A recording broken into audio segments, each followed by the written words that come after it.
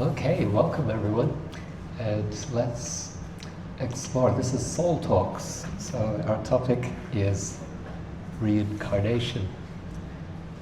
The idea of reincarnation is one that, of course, appears in different wisdom traditions, and today we're going to look at it from a scientific perspective as well, if that's possible.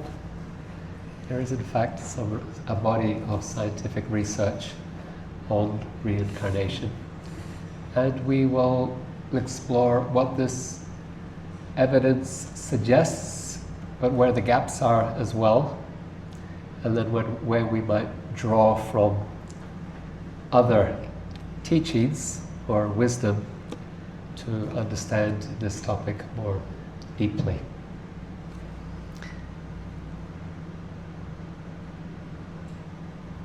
So there's a question that I think confronts many of us, particularly if you're a person of faith. If you have faith in a powerful deity, God, divine, justice in the universe, so wherever your faith lies, a question that comes up for us is why bad things appear to happen to good people, and maybe the other way around. Bad people we might view as abusive and exploitative and somehow get away with it. And so we might wonder about justice in the world. Is there a benevolent God? Or maybe just a powerful God who isn't benevolent?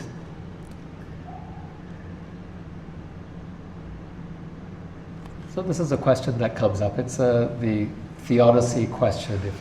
If God is all good and all powerful, then how can there be evil in the world? Maybe God is all-powerful but not all good, or maybe all good but not all-powerful, but apparently not both of these things. Otherwise, how is it that we have injustice or, situations where innocent people, they may get they may experience natural disasters. Earlier this year in California, there were fires that destroyed entire neighborhoods. And so, how can a good God, who's all-powerful, allow that kind of thing to take place? So this is a serious problem that confronts theologians, philosophers, and I think any thinking person in this world. We want to understand when things become difficult. We wonder, did I deserve this, or is this just random that I'm experiencing these things, or is there a lesson for me to learn here? How we process our experiences as we try to make sense of our life can be confronting, challenging. So the Bhagavad Gita has an answer to this question. The Bhagavad Gita says, yes, God is all good and all powerful, and there is no contradiction to that. The universal justice is one where we are living many lives, and we are experiencing in each life the pleasures and the pains that are consequences of decisions made in a life before, or even earlier in this life. And so in this explanation of the Gita, justice is accurate, it is purposeful, it is if we were watching a movie and we saw at the end, somebody be taken off by the authorities, put in jail, we might say, this is unjust, but we haven't seen the whole story. There was a lot that led up to that moment. And so in the Vedic tradition or the yoga tradition, the teachings of the Gita, this life that we have now is one of many, many lives that we have been living. This is not our first time around the rodeo. As I'm from Australia, and I've heard that expression since I was here in New York. It's not my first time around the rodeo. Okay. So yeah, in life, this is not our first time. We've been here. We sometimes experience deja vu. One explanation for that would be also, yeah, we've been in these situations many times over. And we've been in relationships, we've been in different roles. We've been doing this over and over again, and we're all at different levels and stages in our spiritual growth and development. Okay, so there's the Bhagavad Gita, the yoga tradition's answer to this very difficult question. It does resolve very beautifully with this explanation. I will put it out there and say, and we will leave time for comments and questions as well. And I do welcome your questions, your comments, any doubt. So just note it and be ready to put it forward. I'm happy to be challenged as well. So I'll be a little provocative, and I say among the different wisdom traditions, this resolution, this explanation of reincarnation and karma. So karma means for every action there we are receiving reactions. It's the most, it's the most satisfying explanation for this problem of evil in the world and this problem of why bad things might happen to good people, or apparently good things, lots of opportunity, blessings to others who may not be so, we might think are not very deserving of that. But then a doubt can be, well, okay, but reincarnation, it's nice in theory. Do we have any evidence to support this idea? And that's what we want to explore here today. So I'm going to look at reincarnation derived from the Latin, so to continue to enter into the flesh. And it's the soul that's entering into different bodies. Carne, Shivani's joining us from Italy. And so how do you say flesh in Italian? Carne, right? And so reincarnation is to re-enter the flesh. And that's a cycle that, according to the yoga teachings, we have been undertaking for a long time. So in terms of research, I'm going to look at two different streams. One from Australia,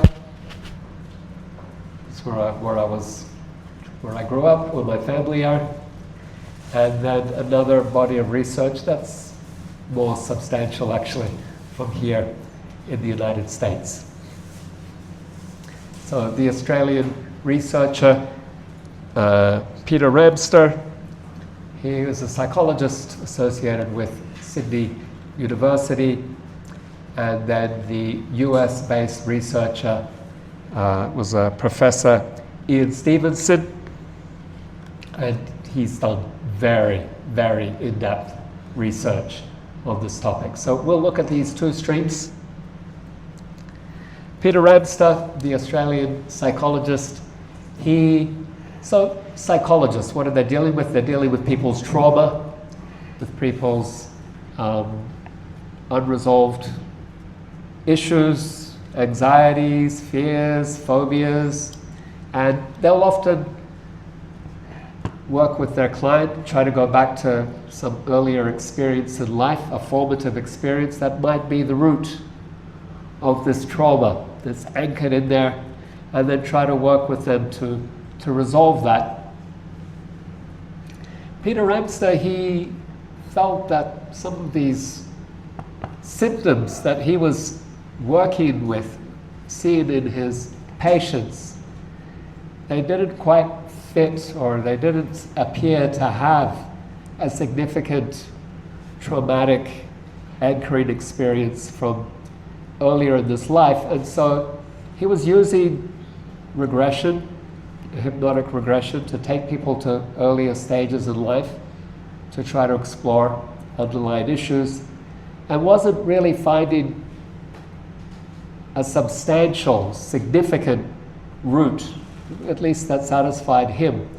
And so he started exploring earlier trauma, maybe prenatal. And then he started exploring even before that. And so it took him into exploring previous lives, and he was surprised by what his patients would reveal through this type of exploration. Sometimes they would start speaking in a different language. They would describe a different name, identity, existence at a different time.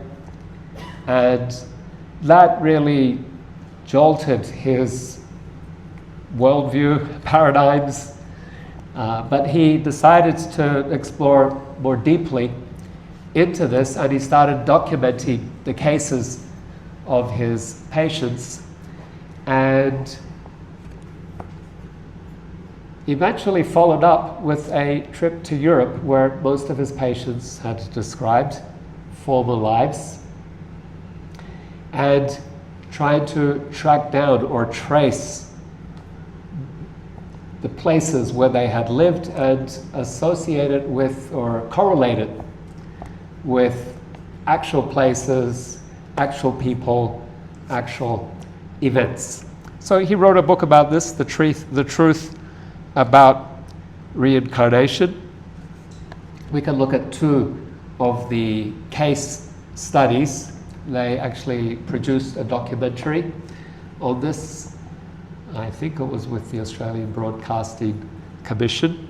So one of these cases is that of Gwen MacDonald. Under hypnosis, she described living somewhere in England. The village that she described was initially not identifiable on a map, but as they got older maps, they found the town where she said she lived, and the geographic indicators that she had described appeared to correlate the town, the abbey that was in ruins nearby to the house where she described living. She drew a sketch of the layout of the home where she said she had lived. And she described,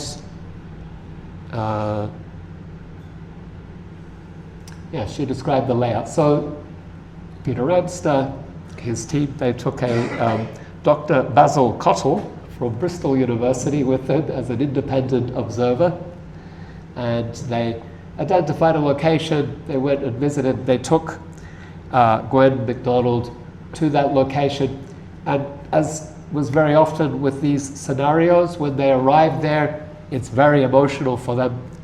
A lot of pent-up emotion just floods out from them, and they almost enter into kind of like a trance state where they start describing, now no longer, but he hasn't put them under hypnosis, but they kind of enter into that state as they start describing where things are, and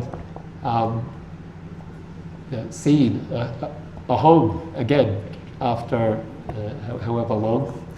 Doesn't quite fit how she had described it, but then as they look more deeply, they say, oh yeah, that used to be a window, oh, yeah, that used to be a door, and it's been changed over time.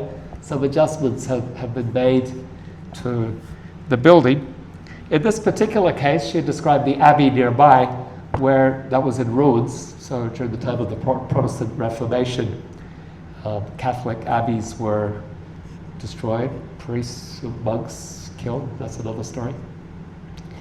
And some of the stones from the abbey had been taken and used as pavers in the home where she had lived. So under hypnosis, she drew, they had unique patterns on them. So she drew, in Sydney, she had drawn one of those pavers and the unique pattern on it.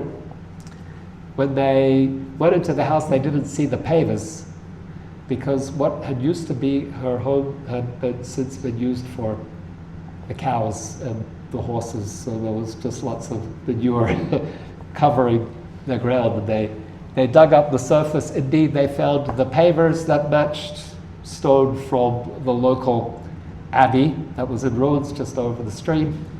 And then they found a stone, you can't really see it there on the slide. They found a stone that looked very similar to the drawing she had made. Yeah, somehow that didn't quite work.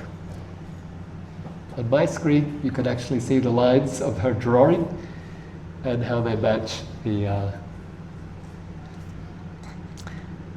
stone. Okay, so we're going to move now to, there are many more cases from Peter Ramsden, but I want to move now to Ian Stevenson. His evidence is it's more vast and more rigorous. So yeah, let's say Peter Ramsden's evidence is interesting, quite anecdotal. Ian Stevenson was a professor at University of Virginia School of Medicine for 50 years. He was the chair of the psychiatry department. He was the professor of psychiatry, research professor of psychiatry. You know, he headed up all these different departments within his university there. And he was the founder and director of the Division of Perceptual Studies. And that's where he did his extensive research on past life memories. He was puzzled by a question related to personality. And this was how people developed personality,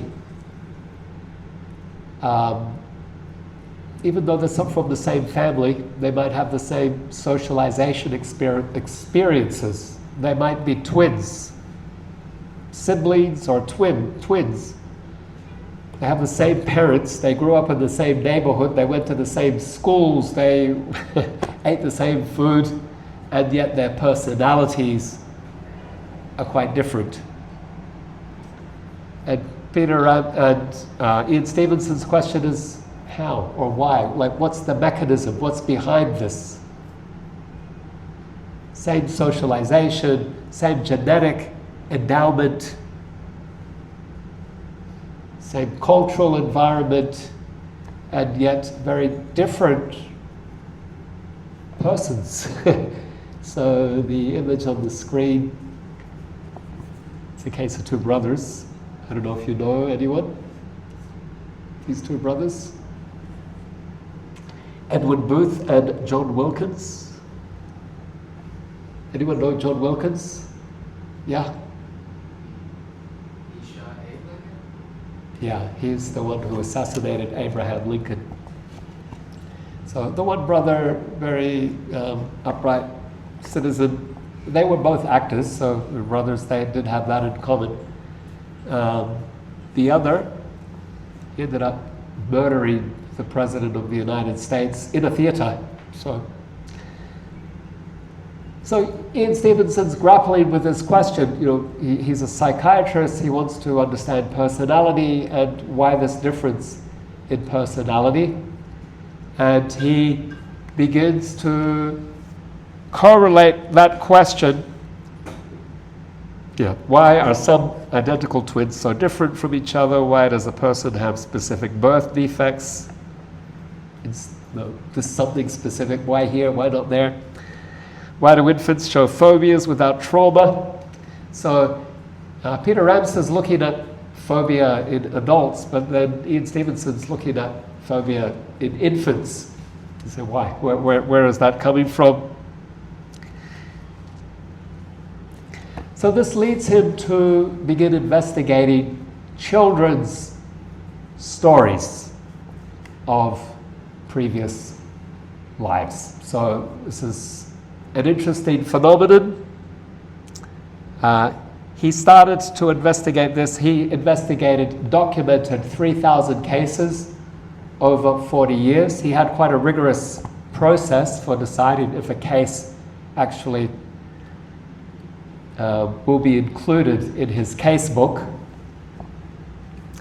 And he co-authored around 300 papers, 14 books on this topic of reincarnation. His method is that he documents the children's statements and then starts to correlate it with any documentary evidence of related to what the child is describing. A certain person, name, profession, who dies or lives in a certain locale and then dies under certain circumstances.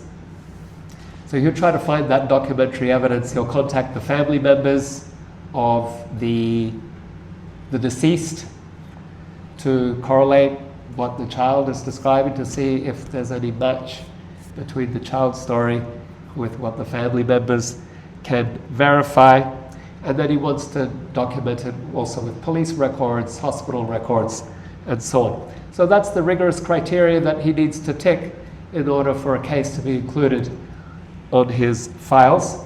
The typical scenario involves a child who starts speaking. So children start speaking between the ages of 2 and 4, and then often at that time they might start to say things like, the parents have named their child Andrew, but the child insists on being called Fred. Parents have called her Sarah, but she insists her name is Ebony. And she'll say that she's a baker and that her best friend is a hairstylist. And so they'll have this whole kind of made-up world, imaginary world that they'll talk about quite consistently. A boy will describe how he's a fireman, but then he'll be waking up at night with nightmares about the house that's on fire and that he can't get out. And so this is what brings alarm to the parents, that their child has this issue with nightmares and not able to sleep. And initially so even Stevenson's doing his research 50 years ago, a lot of parents they didn't know who to turn to. They didn't know how to make sense of what their child is saying. It was difficult for them to entertain that their child there might be some actual basis to what the child is saying, that it's not just nonsense, to actually take it seriously. It's easier for parents today because there's lots of online forums and lots of parents actually sharing stories like this. But in that time, a lot of parents they really wouldn't know where to turn and how to understand what their child was going through.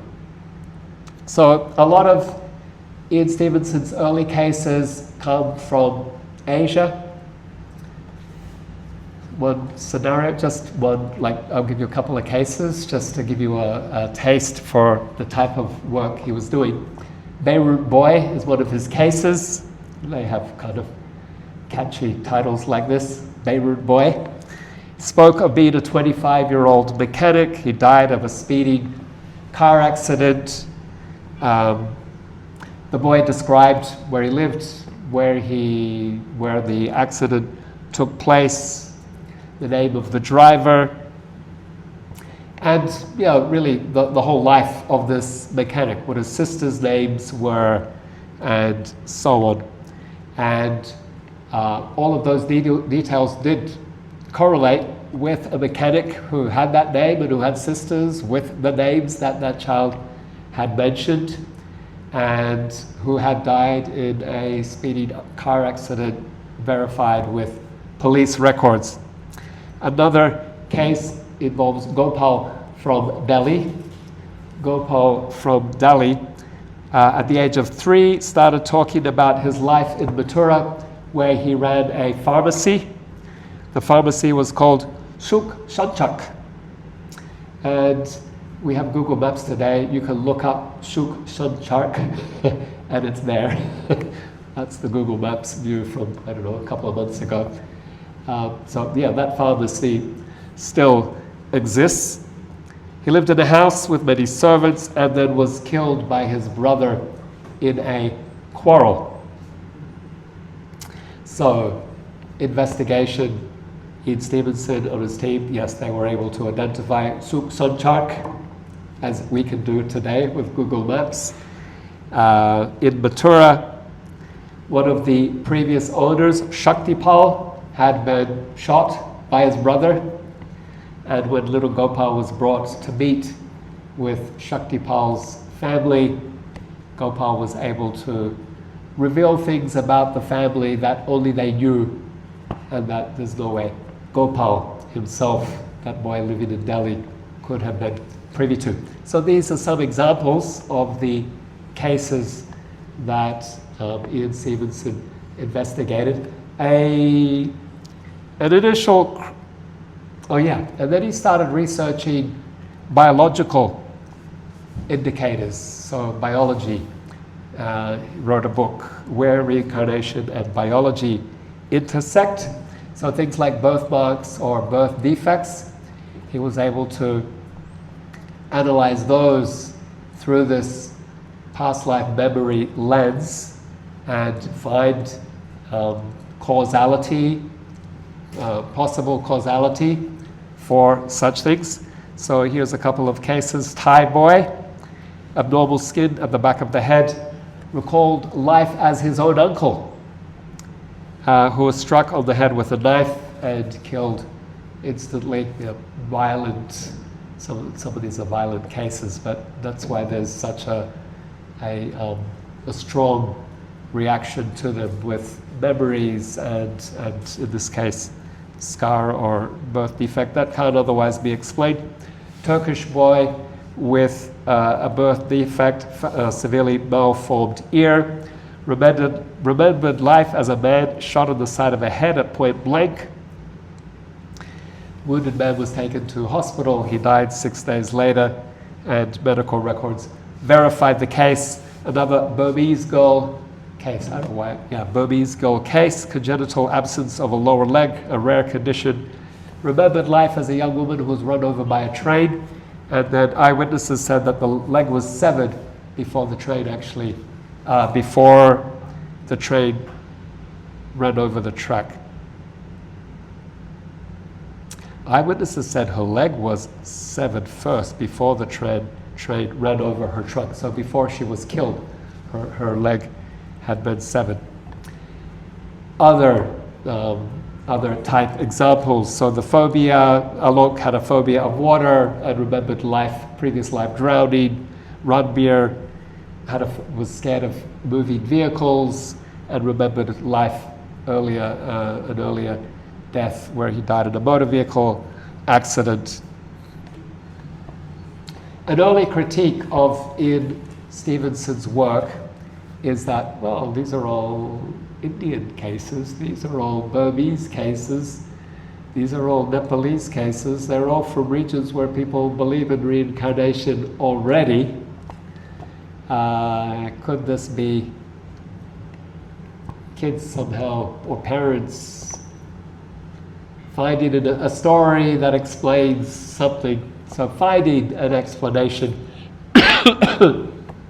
to an issue based on a paradigm that they've already subscribed to, reincarnation being that paradigm. So that was an early doubt that critics put forward to Ian Stevenson's research. There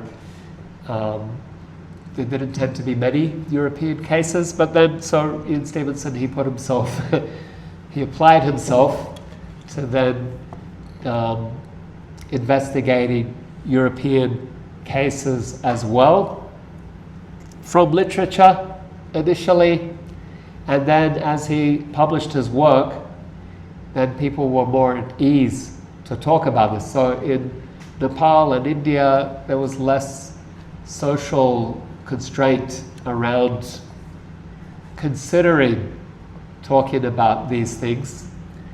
But as he published more of his work, then more people from the United States and from Europe started coming forward. Parents started coming forward and saying, my child is describing a life.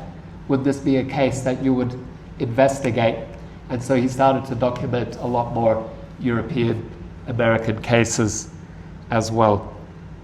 He said, I think, in terms of, he was a scientist, so he never said reincarnation exists 100%.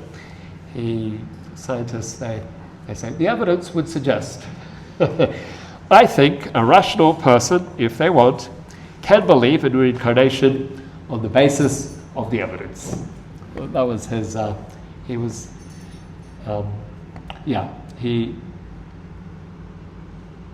scientists, they never want to claim something in absolute terms. They would say the evidence would suggest probability such and such a percent. What are the gaps? So what are the unanswered questions in this research? What's the purpose of reincarnation? Why is this happening? What is the process through which the soul is moving from one body to the next? Is there an end to this cycle? So that we don't know from this body of work. The Bhagavad Gita, which describes reincarnation, has described it many millennia ago. The Gita is said to have been written some 5,000 years ago, although the Gita itself says that this wisdom is given at the dawn of time. So written 5,000 years ago, the Gita's claim to its own history is that it has been there since the dawn of time.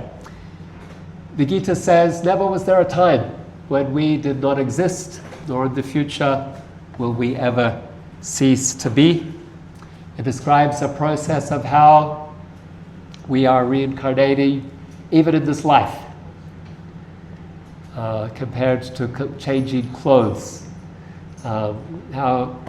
As we change our clothes day to day, the Gita says, in the same way we change our bodies life to life.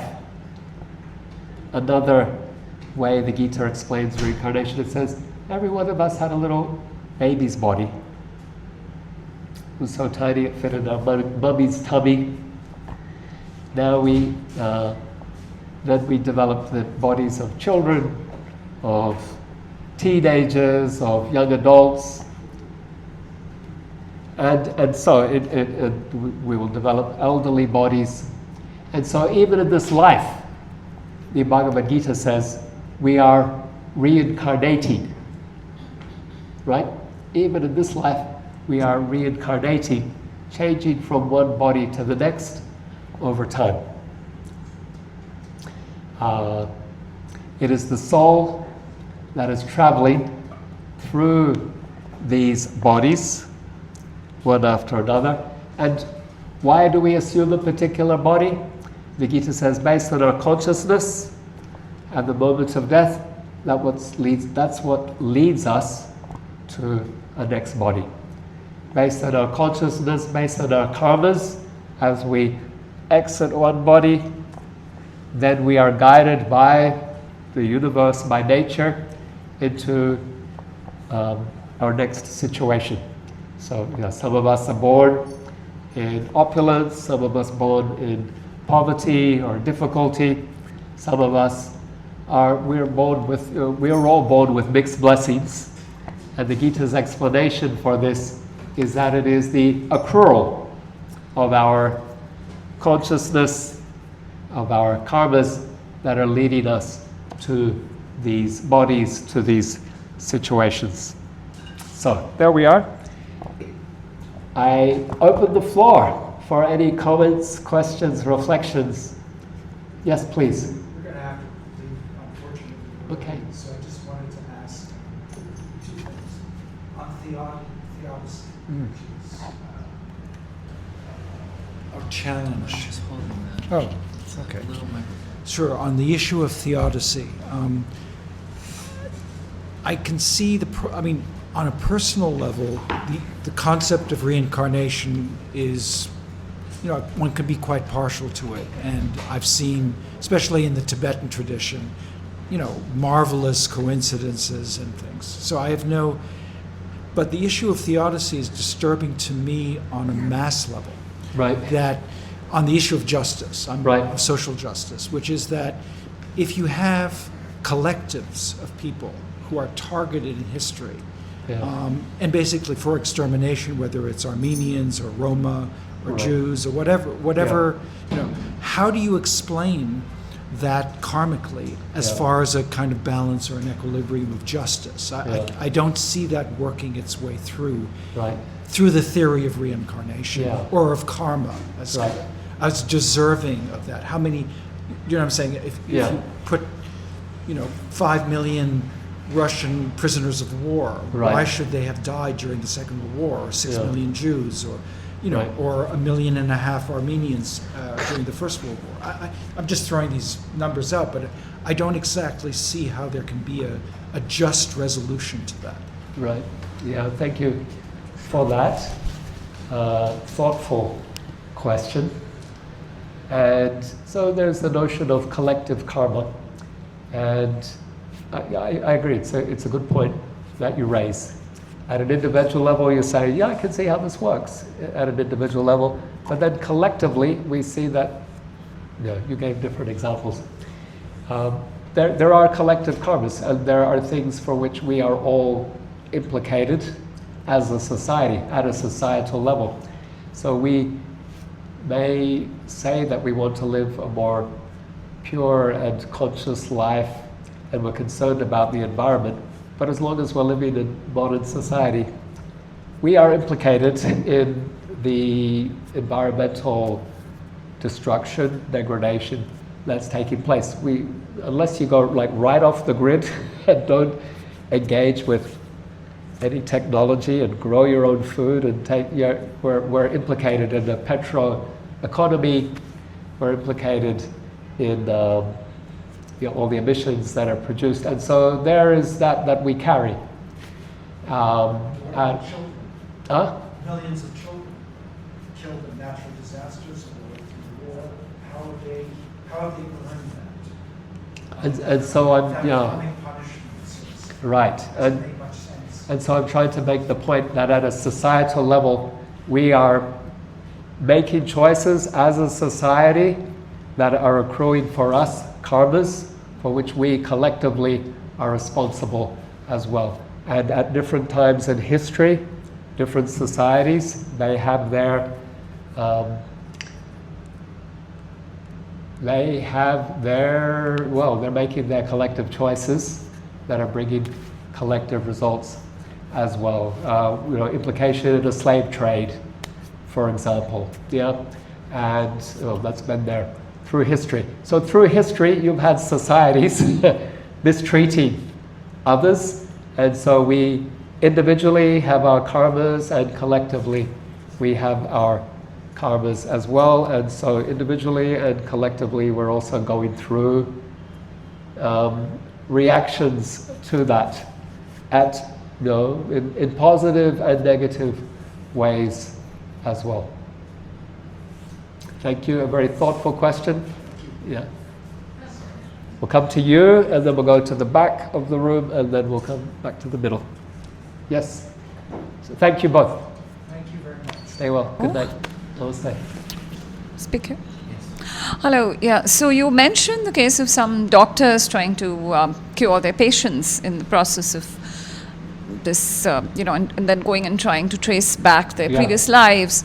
So I'm curious to know whether this whole theory of reincarnation actually helped to cure any of those patients. whether that was really useful, in giving them a Right. better life currently. Yes, okay. Yeah, very good question. So, has reincarnation been used as a therapeutic method for helping patients deal with unresolved tensions? And I would just say that there are therapists who do use that as a modality. So early life regression, and then some are using past life regression as well. There's a whole school.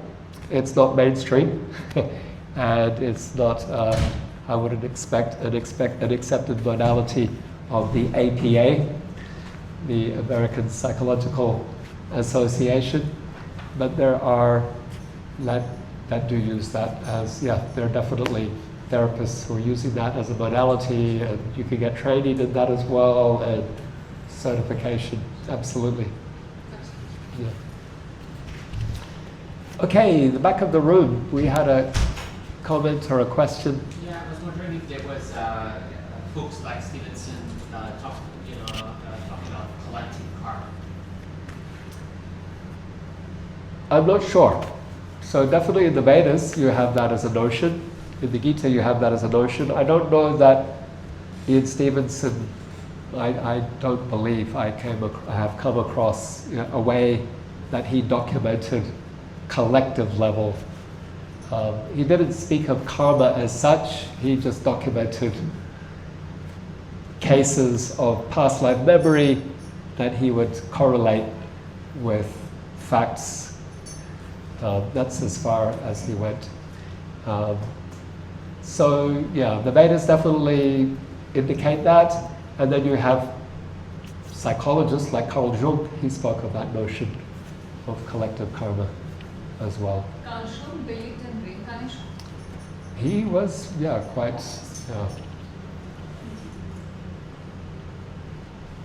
I don't know that he believed in reincarnation, but he spoke of collective karma, And he saw historical figures as agents of the universe that gave us our collective karmas as well. That was one of his analyses. Yeah.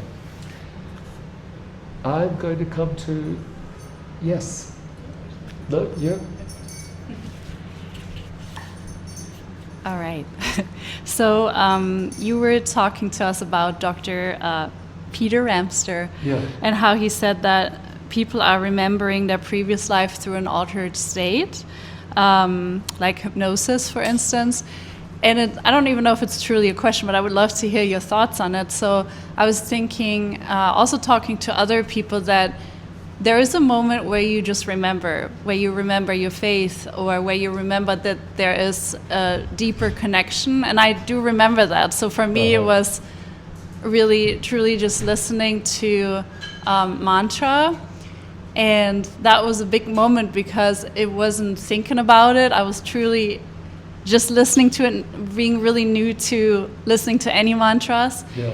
And at this point when it was Sri Ram, it really just opened up my heart. So it almost feels a little bit comparable in a sense. I've never done a hypnosis, but I was so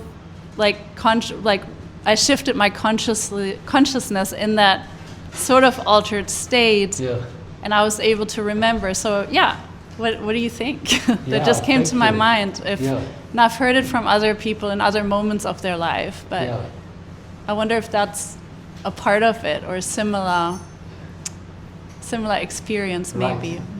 Yeah, thank you for sharing that. And I have heard others describe that. Mm-hmm. The mantra is received by us according to what we need. And so we all experience the chanting differently. Mm-hmm. Some cry, some love, some have these experiences of connecting with infinity, eternity, a real sense of their soul identity as well.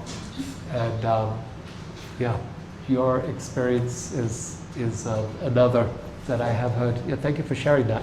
Yeah, and it's even it's even called remembering, right? Like Right. it's all there already. We just have to remember. So Right. I thought that was beautiful too. That there's so many layers of previous lives that we can remember. Right. Yeah. Yeah. Thank you. Yeah, thank you for that.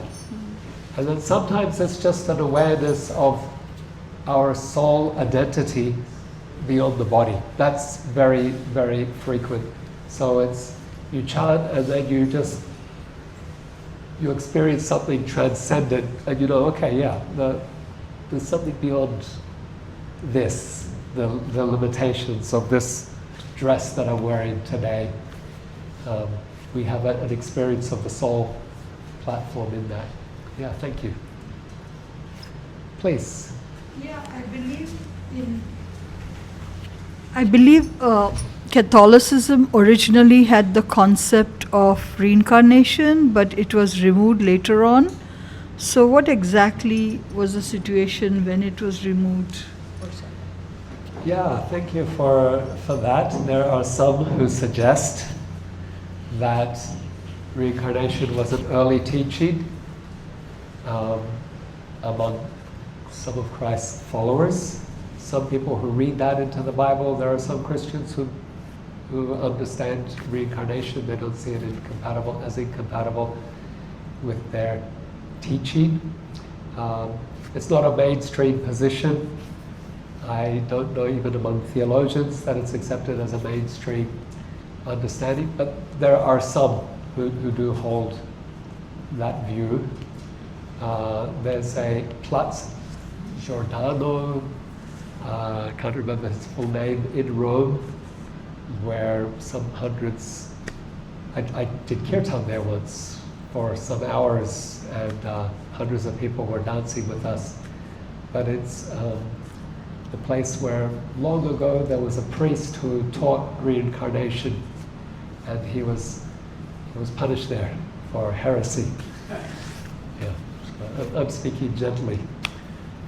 My second question is reincarnation also common among other indigenous people, like Native Americans or the Aborigines of Australia or Maoris of New Zealand or anything like that? Yeah, notions of reincarnation are found across the world, but it's central in Vedic teaching, yoga teaching, Buddhism, of course, which derives from Hindu teaching, Jainism as well.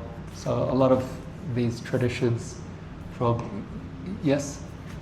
So, regarding the examples of children who can remember their past life, I've always heard traumatic deaths. Is there any situation where it's not traumatic? It seems like that's the mechanism that leads to like residual memories coming across.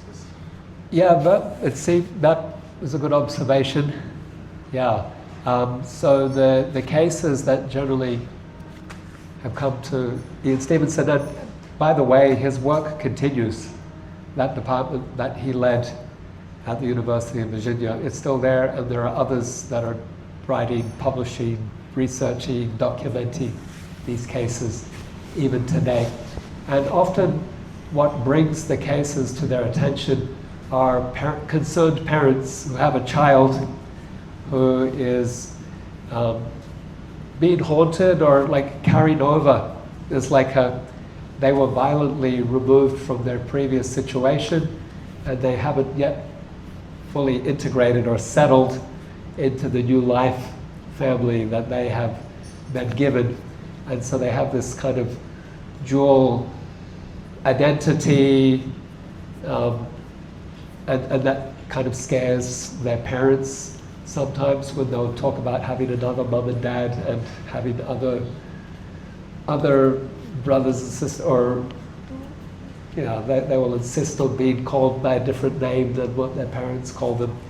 So that's what usually or often brings these cases to these researchers. Okay, okay, so we will take one more comment or question and then conclude. Yes, please. I have a question on the expansiveness. Oh, thank you. I'm assuming there's souls have existed for an infinite amount of time so far, eternal. And if a dog in the next life becomes a human, or if a human becomes an ant, if energy is not created or destroyed, is there in the universal cosmic world, is there a finite number of souls, irrespective of which form they take, or is that also infinite? Right, yeah. Good question. So now we're going into other details. We've been discussing past life memories with humans. You're bringing it into the animal domain. And the other question you're asking is about the number of souls. And so I will conclude by slightly addressing your question, but also by saying that in the Veda and yoga tradition, the idea is not to the idea is to conclude these cycles of reincarnation. That we have been reincarnating from one life to the next, and in the Vedic scheme, different planetary systems as well, and even universes. So there's your, how many souls? It's infinite. The idea in yoga is, or in Buddhism or Jain and these other traditions, is to end the cycle of reincarnation. In the Bhakti yoga tradition, it is in any of these, it's by becoming aware of our soul identity. Aham Brahmasmi, I'm not the body, I'm the soul. And then cultivating that soul nature, recognizing that I have a body, I have a mind, but I'm the soul, I'm the witness to the body and to my experiences in life. And then detaching in that way, even as we go about our lives and work and relationships, there's also just a sense of distance that can be taken in all of it. And then in Bhakti Yoga, more importantly, it's cultivating a loving relationship with the divine, with Krishna, as we address it in Bhakti Yoga. And that is what releases us from the cycle, because when we come to, we said at the moment of death, whatever we remember, whatever our consciousness, that leads us to our next destination. If we've cultivated a loving relationship with Krishna and separated our identification with the material body, then the soul is transferred out of material existence to the eternal spiritual realm, and there's entry into Krishna's eternal pastimes. And that's the goal that is taught in the Gita. One who is in relationship with me can be free from the cycle of repeated birth and death. So we are going to need to conclude there, Rohit. But this question. So is that a guarantee? Like you do all that and you'll go to Krishna, you'll get liberation? It's a guarantee. And we can talk more about it as we enjoy a wonderful dinner. So let's give a round of applause to Shukla.